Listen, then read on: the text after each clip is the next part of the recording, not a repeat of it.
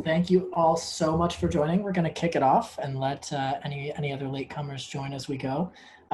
We're so excited to welcome you to yet another in session, whether this is your first or your 10th. We've been really fortunate to put on this sort of programming as many of us are locked inside our homes. So thank you for joining. My name is Matt. I will be helping host today. Today's in session as we're focusing on learning about how musicians are using SoundExchange to maximize their revenue.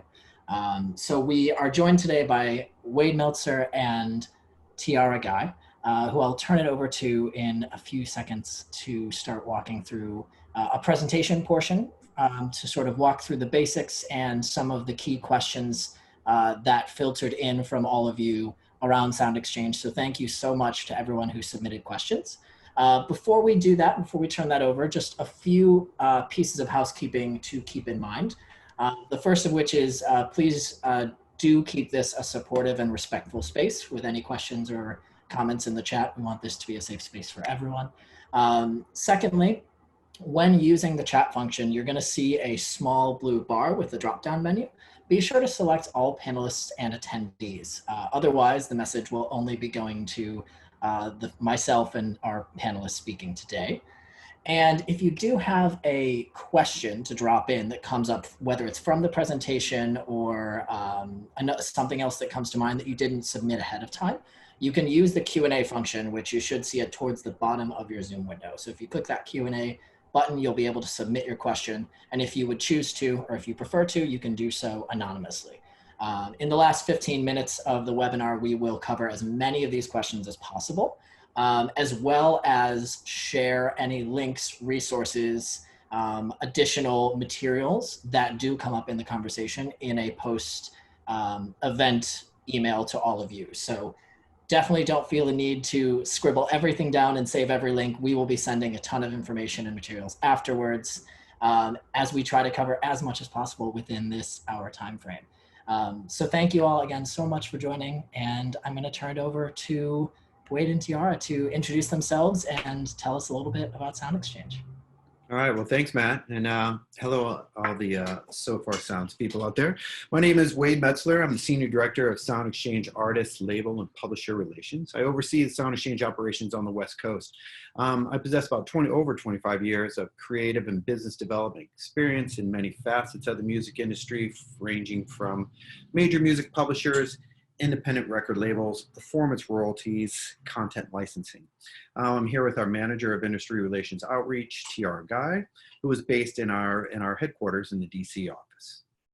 Today, we're going to discuss copyright, performance royalties, where these royalties come from, who pays them out, a little bit on international and letters of direction. Tiara was going to go over the registration process for SoundExchange and the tools within our portal in order for you to be able to navigate it correctly. Okay, so SoundExchange is a nonprofit, is the United States nonprofit collective management organization that collects and distributes digital performance royalties on behalf of the more than 200,000 recording artists and master rights owners. SoundExchange distributes close to $1 billion a year over the past few years and has distributed over $7 billion since inception. SoundExchange now represents over 15% of the US recorded industry revenue. Okay, so next I'm going to play you guys a little video, and it's kind of an intro to SoundExchange, and it covers kind of on a high level what we do. Hopefully this works correctly. SoundExchange is an independent nonprofit at the center of the digital music industry. We represent all artists and record labels in the digital music space and ensure artists and record labels are paid when their sound recordings are played on digital radio. The Library of Congress designated SoundExchange to administer a license that enables digital radio services to stream any commercially available sound recording. We collect digital performance royalties from digital radio services like Pandora, SiriusXM, Music Choice, and more than 2,500 other services. We pay those royalties to featured artists, rights owners, which is oftentimes the record label, and non-featured artists such as session musicians and backup vocalists. How does it work?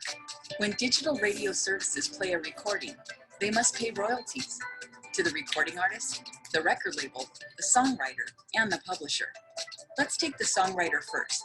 If Jessie, the songwriter, writes the song of the summer, Jessie and her publisher own the copyright to the notes and the lyrics. Typically, Jessie would sign up with ASCAP, BMI, or CSAC, which would pay her and her publisher royalties. But if Taylor, the recording artist, records Jessie's Song of the Summer on his record label, Taylor or his record label owns the copyright to the recording. Taylor and his record label register with SoundExchange for free. Digital radio services send a playlist and money to SoundExchange, which combs through billions of lines of data to ensure that Taylor and his record label are paid accurately. We pay the featured artist 45% of the royalties. In this example, that's Taylor. We pay the rights owner 50% of the royalties. In this example, that's the record label. In addition, non-featured artists are paid into a separate account by us. If a band is registered with SoundExchange, the money is split, oftentimes equally, or as directed by the band. And it's not just music. We pay the creators and rights owners of any recording played on digital radio, including recordings from comedians, actors, and spoken word artists. To receive the royalties, artists and rights owners only need to register with SoundExchange. Some artists and rights owners don't know they are entitled to royalties and may already have money waiting for them. Registration is fast and free, so register today. SoundExchange is moving the music industry forward. This is SoundExchange.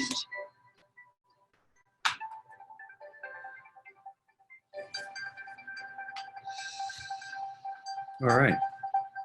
All right, well, that's all we have today. Any questions? Just kidding. Ha, ha, ha, ha.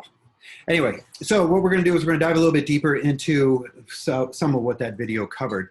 So what is a copyright? So there are two kinds of copyrights exist in every recorded song. There's the underlying music, or the notes and lyrics, and there's the actual sound recording, which is the permanent fixation of sounds.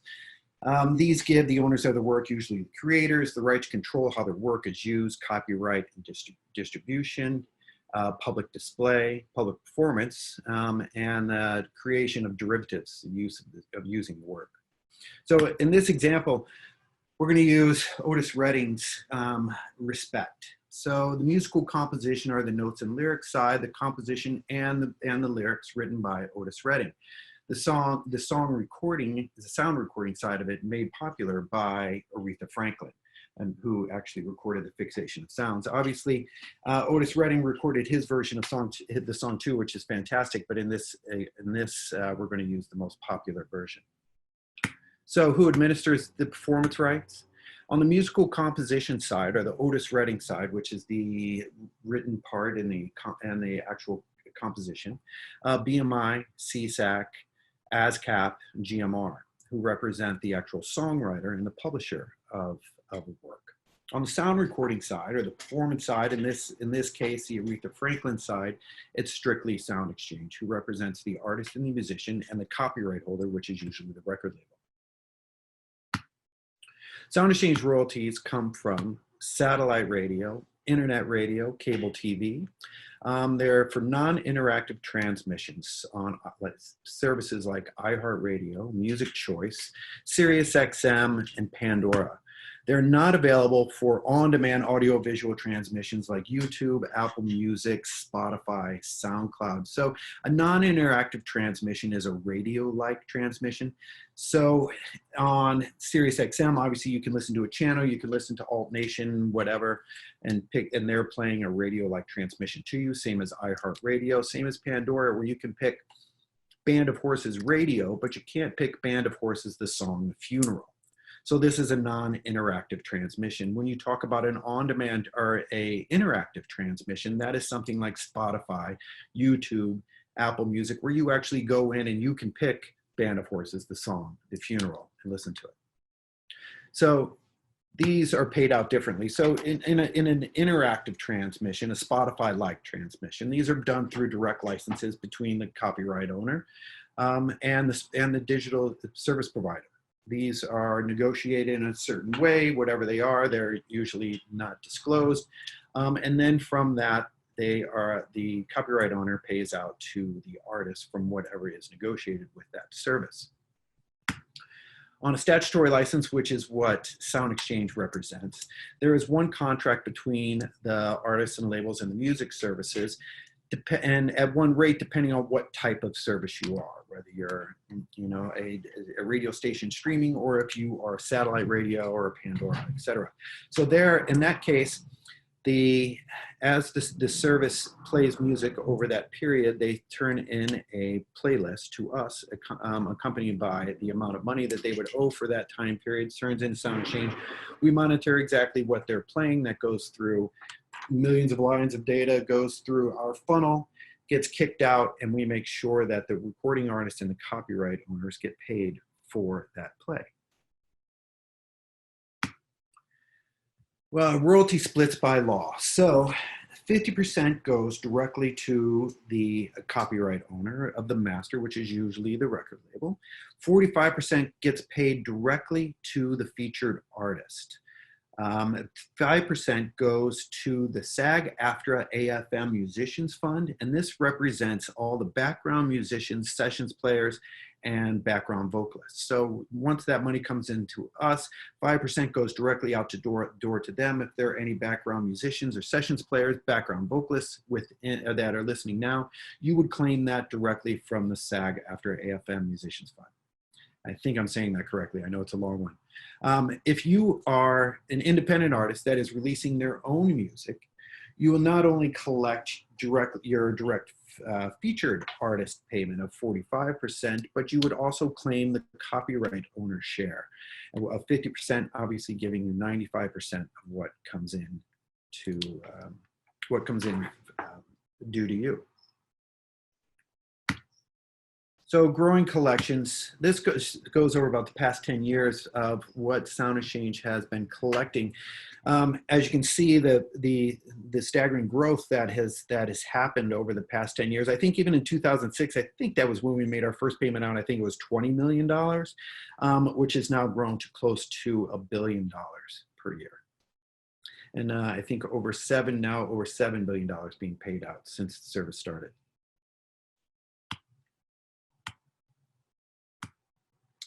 So we collect international royalties. So we have reciprocal agreements in at least 35 territories right now, which enables us to collect on your non-interactive streaming when it is happening in other territories. And we do this at a 0% admin rate, meaning a 0% pass-through rate. So if you are super popular on a streaming service in Germany and are being paid out $10,000, that money can be directed through to us and paid out to you $10,000 with no admin fee. We figure it's already been touched by the time it gets to us, and there's no need for us to deduct any fee from that. Now, keep in mind that non-interactive royalties outside of the US are not near as big as they are in the US. And this being because mainly most of the money that is being paid out from us is services like SiriusXM. And other territories, I think besides Canada, the other territories do not have a satellite radio service as we do here in the States. So satellite radio pays in, I think it's around 16% now of the revenues that come into them for their music-based business and comedy, gets paid into us, and then we in turn take that money and being able to pay it out to the people that deserve it, the artists and the labels on our side. This not being so in other territories because they just don't have those services. So, you know, if you're thinking about non-interactive fees, the bulk of that will come from plays in the US, where if you're talking, mainly because when you talk, say like a radio-like service like Pandora, which is also not available in a lot of other territories, they're usually listening to their radio-like services through Spotify, like through a Spotify radio or Deezer, etc. So in that case, it would have been done through a direct deal with the label. Just to add on here, Wade, I did want to mention that with international royalties at SoundExchange, you do have to be a member with us in order for us to collect those royalties. Registration is different than membership.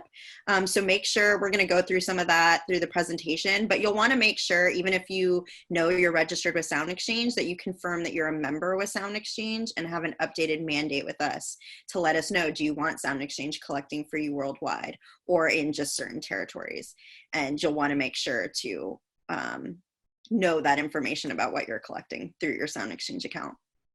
Yeah, and it's obviously we highly recommend it. It is one more step, but I mean, otherwise you would have to go to every other country and put in a performance agreement with them to be able to collect in those territories. So again, and maybe it's not the bulk of the royalties that you're going to earn.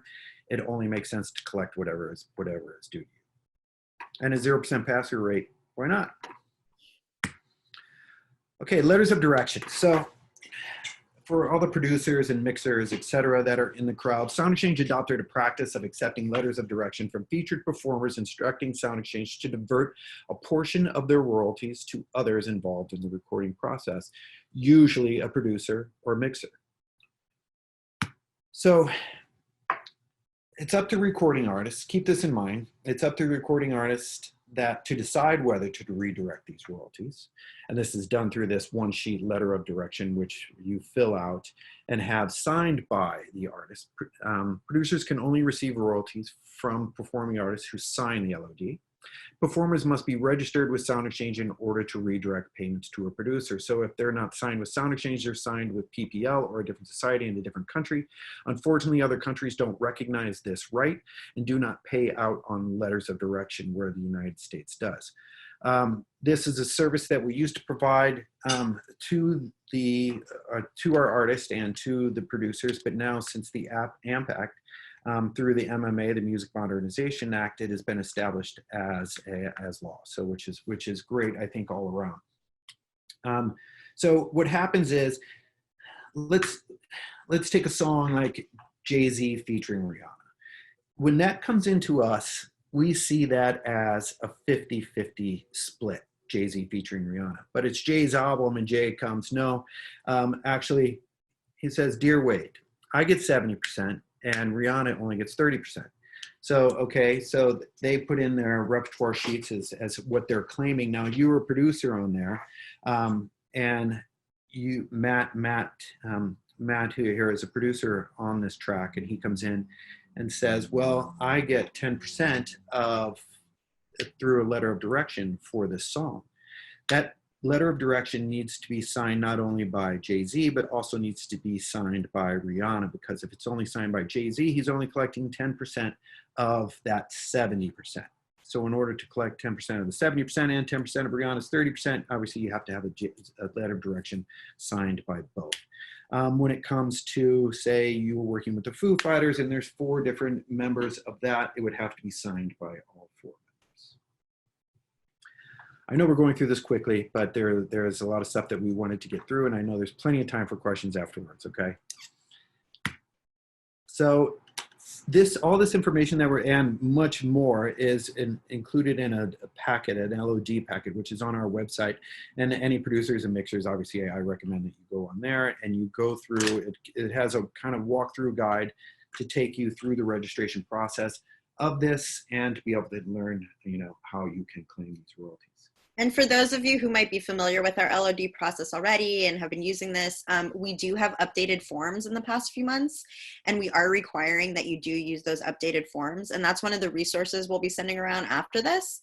But just in case you kind of, with bypassing this part, just make sure you have the newest format of our LOD when you're submitting.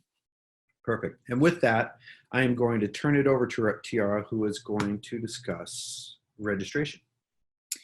Yeah, so we've also had some updates to our online registration in the last year or two, if it's been a while since you've seen it. We do want to make this as easy as possible for, artists and rights owners to sign up and, build your accounts, claim your repertoire. So we've had a ton of new features that we now offer.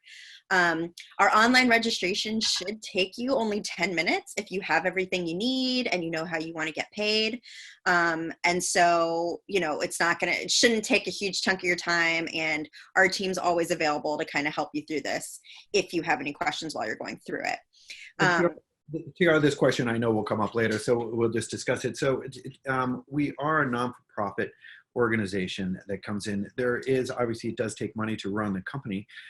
So what our fees have been less than 5% over the past number of years, which is by far the lowest collective management organization or PPO admin fee that is out there. So we're a well-oiled machine that's been able to take care of this. Yeah, and we take that admin fee kind of off the top from the licensees directly. So again, registration's free for you guys to sign up and build your accounts with us. So when you do register, the easiest way to do it is to go through our website, soundexchange.com. There's a big green box on the homepage. It says register here, and then you'll click register online. So there's two paths to our online registration. You can register yourself, or you can register someone else. So say you have a manager or a lawyer or someone like that who you want to kind of handle it. You can authorize that person as the artist to manage your account for you. However, that being said, payment does have to be made out to you as an individual or to a company that you wholly own. It is SoundExchange policy that the artist receives the artist portion directly. We will not pay a third party for that portion. We want to get it directly into the hands of the artist. Now on the rights owner side, obviously it's a little more complicated. Typically the record label owns the master, but if you own your own master, awesome. And you'll be able to register as both the featured artist and the sound recording copyright owner. However, recognizing that masters can be bought and sold. There's also, time periods that you can say that you own a master and things like that. So it's a little more complicated on the rights owner side, whereas the performer on a recording won't change, even when the owner of a master can change. So you'll have those two paths set up for you when you're going through the online registration. You can be paid through a physical check in the mail, which goes out quarterly, or you can be paid via direct deposit, which goes out monthly if you meet our minimum threshold. That being said, we're not able to provide direct deposit all over the world. We're really only able to do it if you have a US bank account. And then we do offer international wire for a few territories. We can do it in pounds for the UK and euros for different parts of Europe, and then Canadian dollars. So we're hoping to be able to expand this a little bit more, but that's what we're able to offer at this time. So you'll be able to select which way you want to get paid. And again, if you want to be paid as an individual or to a company that you fully own. Now, if you're a band, you have two options there. You can each register individually as separate performers and claim your percentage that you should be collecting on recordings. Or if you all own a collective or a company wholly together, you can have 100% payout to that company. So it's kind of up to you guys. We do recommend, if you're somebody who's a part of a lot of different groups and you kind of just want to receive one SoundExchange payment, it might be best to register as an individual, and then you can kind of claim your percentage of recordings from all different type of band work and solo projects through that account. But again, if it's easier and you guys have, an LLC or a company as a band, you can just pay 100% out to there, and we can handle that. So that's kind of a bit about registration. Unfortunately, we can't do things like Venmo or PayPal or Cash App yet. It's been a little bit of a process trying to figure out easier ways to get payments out to you guys quicker. And but right now we're only able to do that physical check or the direct deposit. So we'll definitely be letting you know as more payment options might become available. So once you are registered with SoundExchange, again, the online registration will say kind of congratulations, like you've submitted your registration with SoundExchange. And then it'll take you right into our membership step if you do want to take the additional step to become a member. Like Wade said, it's pretty much like one membership agreement that you'll just sign off on, and then the international mandate, which lets us know, do you want us to collect worldwide for all the territories that we have agreements with? Or do you want to just keep it to the US? Do you want to just select a few territories for us to collect in. Those are all options you'll have as part of that membership step. And as Wade mentioned, it's no additional fee or anything like that to become a member with SoundExchange, and it'll just kind of roll through part of that online registration process for you if you'd like to do that. If you've already submitted a registration with SoundExchange, you can reach out to us and we can supply you with that membership agreement and international mandate at any time, and we're happy to make that update to your account. Okay, so once you are registered with SoundExchange, we wanted to make things a little more self-manageable and transparent for you guys as far as, you know, what payments you are receiving, the statements that you receive, how to manage your catalog, if there's any overlaps or disputes, things like that.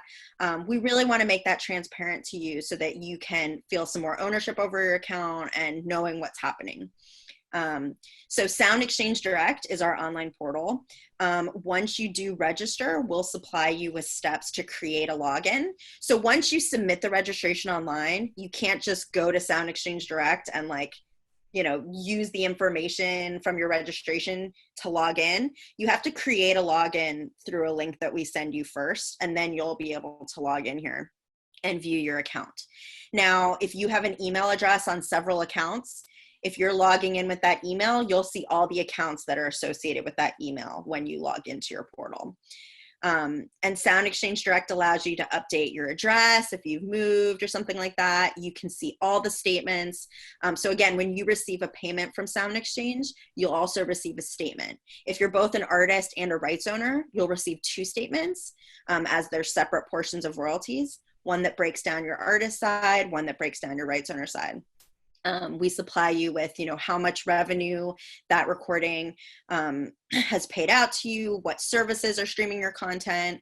We give you a lot of data in those statements. So there's both a summarized version and a detailed version if you want to kind of dive into that. But so again, this will allow you to manage your account.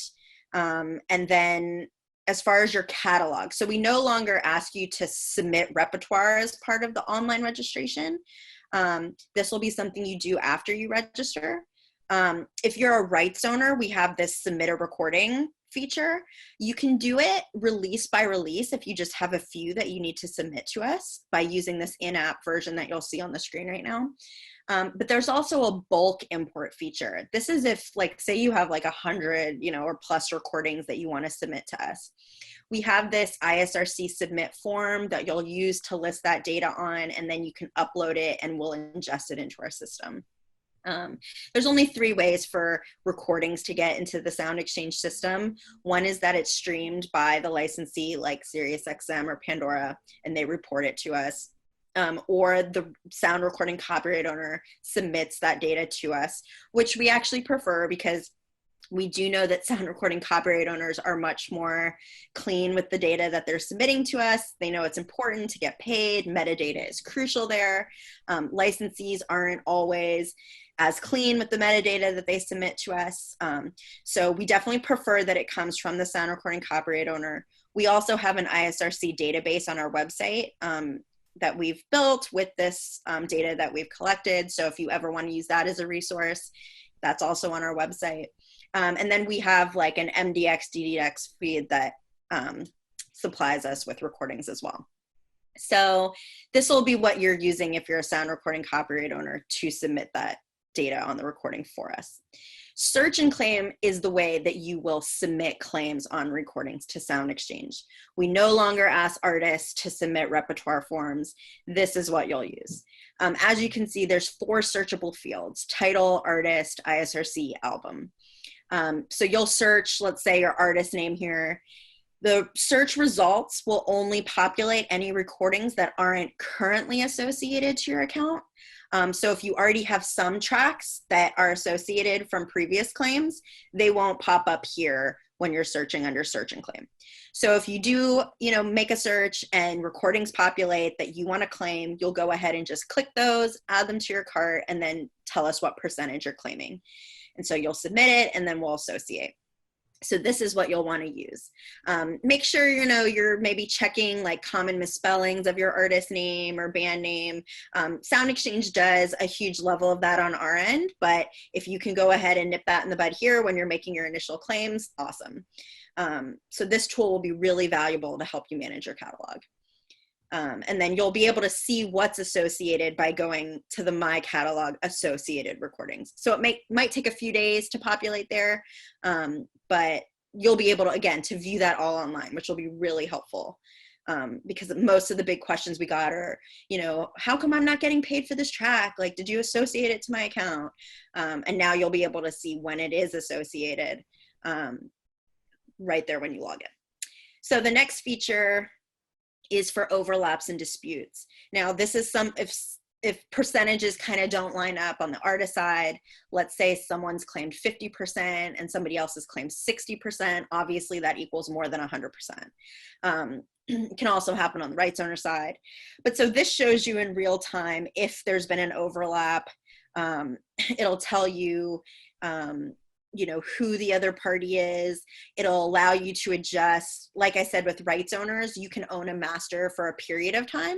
So this will allow you to adjust time periods so that you're not overlapping with the next rights owner. And it allows you to relinquish or maintain your claim right here within this feature. Again, we want to be as transparent as possible and get as many of these overlaps and disputes resolved as quickly as possible. So there is a time limit on how long someone has to relinquish or maintain their claim. And so if they don't have any action on that, they'll automatically relinquish their claim. So I believe it's like 60 or 90 days. It's a 90-day clock that you have to relinquish or maintain your claim. Otherwise, you automatically relinquish. Oops, sorry, Tiara. What happens there if someone does make a claim or that goes into dispute on one of your songs, it immediately pings you and lets you know that there has been a claim on there and a dispute has been open. So and it emails you every week with any disputes that may be within your catalog, so that you're able to reply to that and hopefully take care of it. SoundExchange is not getting involved with any sort of disputes over overlapping claims. This is something that obviously has to be taken care of by either the artists or the copyright holders themselves. It's not something that we can litigate on our side. Correct. So we want to interpret agreements that you guys have. If there's no compromise met, we'll give you both contact information for the other parties, and it's up to you guys to work it out for us to pay it out. So this is another great way to manage those features. And again, Wade said that weekly email goes out whether there's been a change or not. So don't think that there's definitely an action for you to take. We just send out that weekly status update on your overlaps and claims so that you're aware of what's happening. All right. So that is our presentation portion. So Matt, I'll leave it up to you. Let me try to stop sharing here. Did I stop sharing the screen? Looks like you did. Thank you two so much. I hope everyone in attendance enjoyed that portion. Thank you for all of the comments and starting to drop in questions. Now is the quiz portion? Yes. Yeah. I will be scoring. So we did have a few questions come in during that were pretty quick. So I'll start with a few sort of quick hitters for you, if that works. The first one came through. Is there a mobile app available for SoundExchange, and what is the functionality of that, if so? I'll let Tiara handle that. Unfortunately, we don't have a mobile app yet.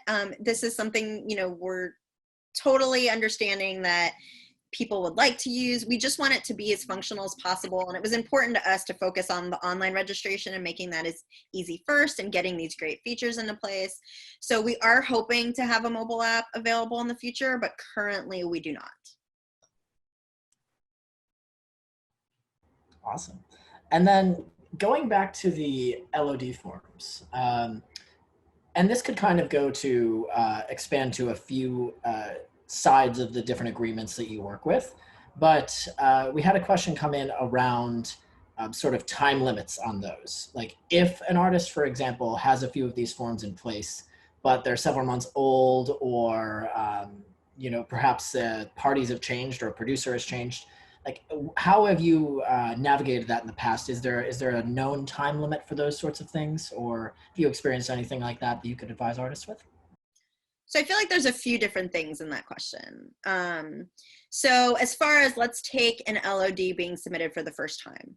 So there's a couple options on that form. One is, should it be applied retroactively to any available SoundExchange royalties, or just from this date moving forward? So the artist will let us know, okay, apply it to any available royalties retroactively, or just from this day forward. Typically, retroactive royalties at SoundExchange are for only up to 3 years. And so for anything older than that, SoundExchange is kind of willing to supply accounting to the artist to go back further to possibly do an outside of SoundExchange payment to a producer who might be owed more. But we can only apply it so far back if the artist has been receiving those royalties for a number of years. But again, we're happy to kind of help with the accounting there. And then with the other part of that question, as far as if you have an older format of the LOD that might just not have been submitted with SoundExchange yet, unfortunately, there probably will be some pushback there. Again, we do ask that it be on our new format, because there are some new terms of agreement and things that we do ask for on that new format. So we will probably ask you to try to get the signature on the newest format. So yeah, that's why I'm really pushing hard for you guys to print that out, have it part of your, packet if you are a producer. When you're in the studio with the artist, have that be one of the first things that they sign. Wade, do you have anything to add to that? No, I don't think so. No, that's good. Thank you. Really appreciate it. And thank you to everyone who's submitting questions. We're seeing a lot coming in, so we will parse through them as quick as we can and try and get through these. I'd like to, for a second, focus a little bit on musicians' rights, awareness, and education. So we had a few questions come in on that before we kicked off the webinar.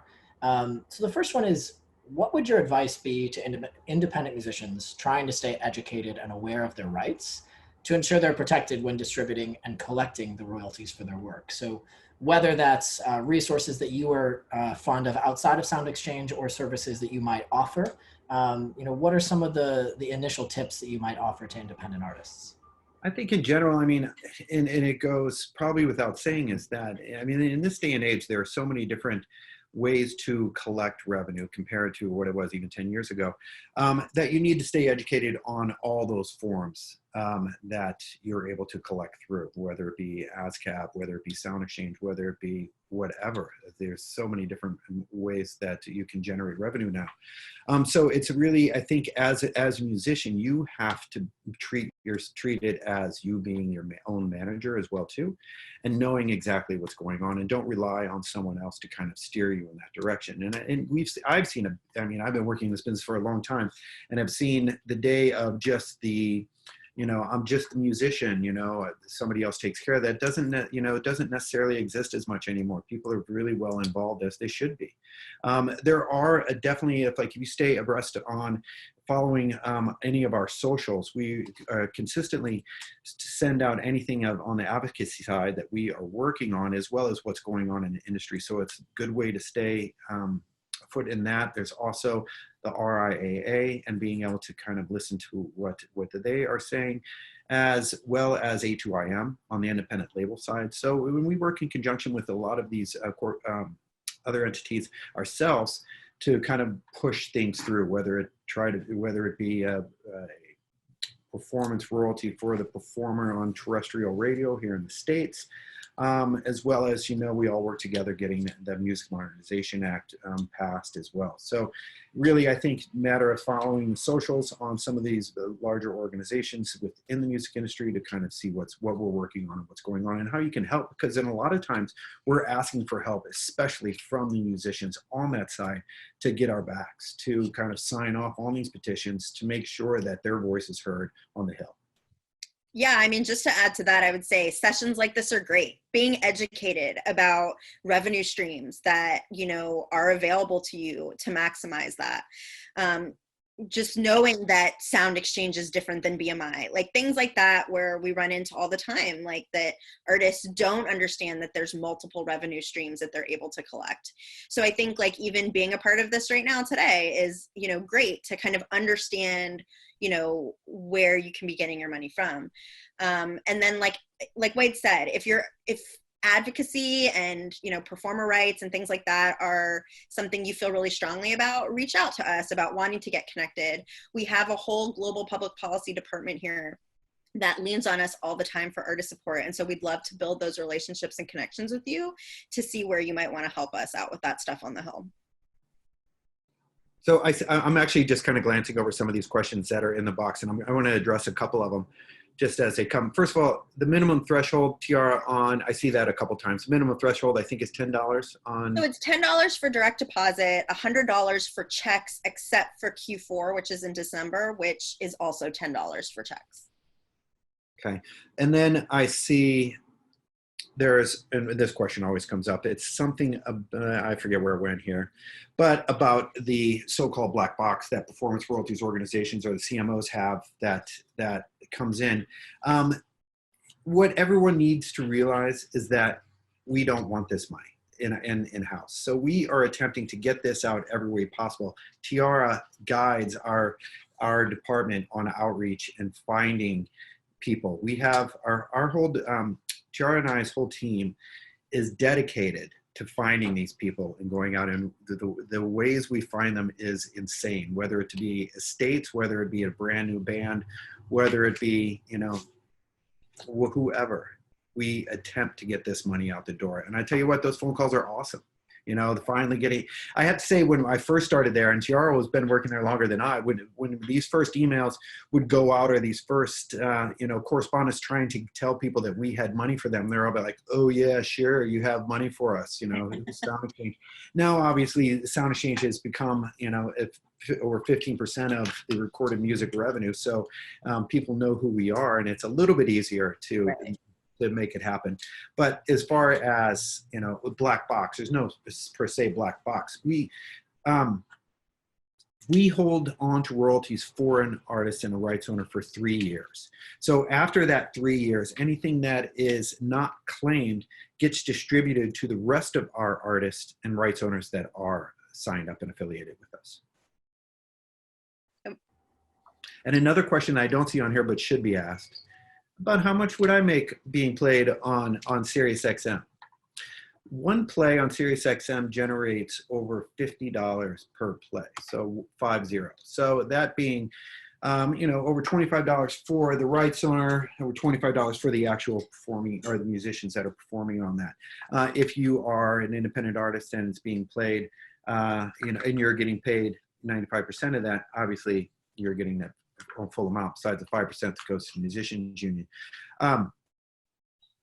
It's much different on other services. I mean, the thing about SiriusXM is that they're paying a percentage of what their subscription base is. So when you talk about other services, it's usually either paying a percentage of their advertising rate or what have you. So and that could be like Pandora, maybe it's 1/4 cent per play, but if you think of a play on Pandora, if it's played one time, if you listen to a song 10,000 times, that's 10,000 plays. If the song is played one time to 10,000 people, it's 10,000 plays. So that's where those 1/4 cents start to add up on that side. This is all so helpful, and thank you for starting to dive into these questions as well. And I see one question from G. Krish, and I think it's really relevant because, you know, we at Sofar work with a wide range of artists. They might be completely independent. They might already have some sort of representation. And we've worked a lot to sort of talk through, you know, when is the right time for X, whether that is getting a music lawyer involved or getting a publicity team involved. And G asked, at what point is it worth it to join SoundExchange? Whether that's based on listener metrics or based on the point in their career or how much content they have out there. And I guess the question in a broader sense can also be like, who are your artists? Like, what is a SoundExchange artist look like? Well, I feel like I was just gonna say, I feel like the answer is yesterday. Again, it is free to register with SoundExchange. Like, you absolutely want to be set up as soon as possible, because even if you aren't getting, streams and plays right now, if something hits big tomorrow, at least you're already set up in our system. So as soon as those reports start coming in, you can start getting paid much sooner. And again, even if you're dropping new projects all the time, you can be updating that repertoire with us, those claims with us. So again, like, as soon as your stuff is getting played, then there's about a 45-day lag from when something gets streamed and sent to us and ingested into our system. So yeah, you just want to like definitely minimize the amount of time for that money getting into your pocket. So you should already be registered. Like, there's really no reason for you not to be. Oh, wait, I cut you off, I think. No, that's exactly what I was going to say. I mean, there's really no reason not to. I mean, it does stem from, are you getting played on stations? Are you getting played on Sirius XM, Pandora, etc.? Is your music being distributed to those services that could play it? Then it's time to sign up. And some artists don't even know that certain services are streaming their content sometimes, because again, as long as the service is providing us with reports and royalties to pay that artist, like, they can stream that content. So artists will be surprised, like, oh my gosh, I didn't know I was getting played here. Like, wow, that's awesome. And so, yeah, like, you don't even know when someone might be playing your content. So it's important to be set up, be claiming it, making sure your metadata is like clean. And yeah, like, just handling that, because if it's what you can control, like, you want to make sure to have that, locked down, basically. Definitely. And I'd actually like to also think a little bit about the moment when an artist who is using SoundExchange finds that their music is being used in something that they weren't aware of. So we had one question that came in prior to launching this, that if a musician or band finds that their work was used in an ad, commercial, independent project without their knowledge, what tools come into play to ensure that those royalties are properly paid? And I think, if I may semi-merge it with a question that came in from Connell, so thank you. Connell referenced the idea of in-store public plays. So you're walking through a store and you hear your music being played above in the whole store. How does that sort of royalty system work, and how can an artist raise that if they feel they aren't receiving the royalties from those sorts of things? Okay, so it's in the United States, it plays on like commercials, etc., are not paid out to the or through a performance royalty to the performer. So no, but as a writer, ASCAP, BMI, etc., will pay out on those performances through cue sheets that are submitted to them. So, but sound in the States, performing artists and record labels do not get, unless obviously when it's licensed for that commercial, they get paid, but as it's being performed, or don't necessarily get paid for that. In other territories, they definitely do. So I think that's one part that answers, and I forget, what was the second part again? So one side, if a musician finds that their music is being used in something. So if they're being played in a store or what have you, it depends on the service that's being played. So the store will, or that, say, a restaurant bar will have to have a performance license with ASCAP, BMI, CSAC, GMR. But again, that gets paid out to the publisher and the songwriter, not necessarily the performing artist and the record label. So those are performance licenses that has to be taken out with them.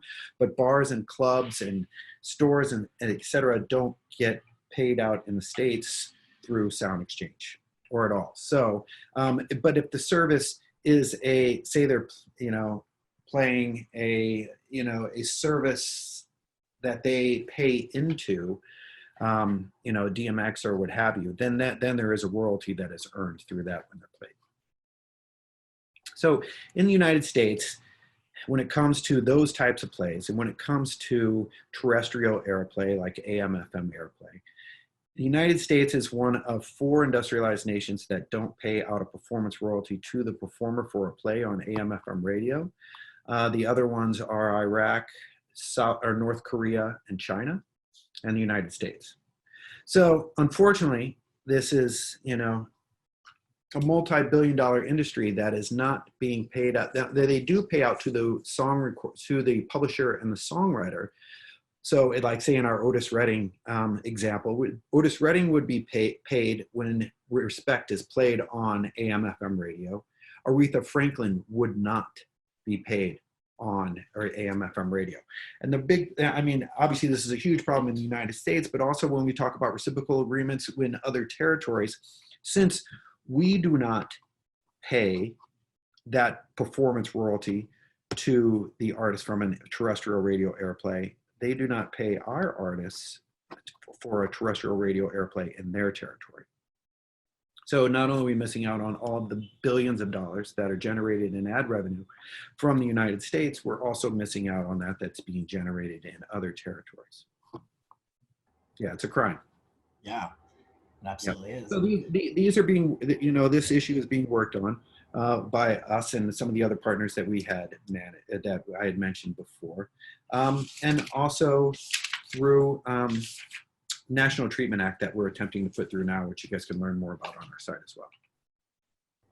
Yeah, and if you'd like to sort of expand on anything with upcoming legislation, or even I know you mentioned the Music Modernization Act. If you'd like to expand on any of that, feel free.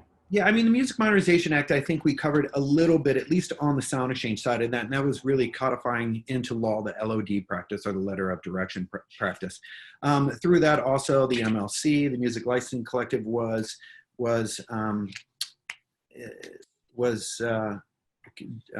created, and which will enable mechanical royalties to be paid out, hopefully seamlessly through any time it's being played on Spotify, etc. So those are the two main points that were coming from there. But yes, we do have national treatment that we're working on right now. I don't think we're ready to start discussing it in public right now, but really what it's going to do is help, hopefully, when other countries are playing terrestrial radio airplay, when they're playing our artists, that in national treatment and fair treatment, that they will pay our artists out when they're being paid out, when they're being played on their stations. Totally. And we've had a few questions come in as well that are related to sort of retroactive payments. So do you find that when artists are signing up to SoundExchange, there is an easy process for finding retroactive sources of revenue from previous releases or previous plays? For sure. I mean, we're sitting on it. We usually have, a lot of times when we're contacting these people, we pretty much know about how much that they're already owed. So this money has already been funneled in and come and has been sat in a pocket for this person. It just needs to be claimed. Mm-hmm. So the first payment typically will be all the if you've put in your claims appropriately, your first payment should include all those retroactive royalties. And then your next payments will be anything that's accrued since your last payment. So yeah, absolutely is the answer. And like I say, we go back 3 years, and then those payments or those royalties that were not claimed within 3 years get put out in a pool release to the rest of our rights owners and artists that we represent. Yeah, and again, and that's like streams that are 3 years or older. It's not about like recordings from, the past, obviously, just to clarify that in case anybody was confused. Yeah, so you could have had a huge hit record, in the 70s, and if it's still getting streamed today, like, you're going to be receiving those royalties as well. So, yeah, but only things that have been streamed, like if the recording's been streamed in the last 3 years.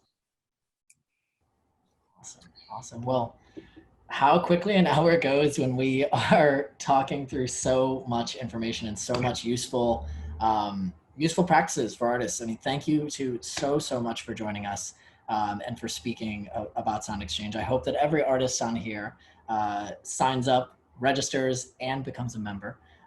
Is there any other final thought or bit of information you'd like to share prior to closing this out and sharing a ton of helpful resources to everyone?